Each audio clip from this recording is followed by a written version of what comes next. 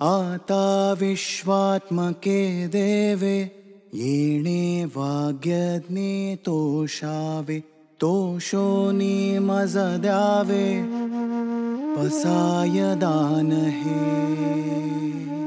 जे खळांची व्यंकटी सांडो तया सत्कर्मी रती वाढो भूता परस्परे पडो मैत्र जीवांचे दुरितांचे तिमिर जावो विश्व स्वधर्म सूर्ये पाहो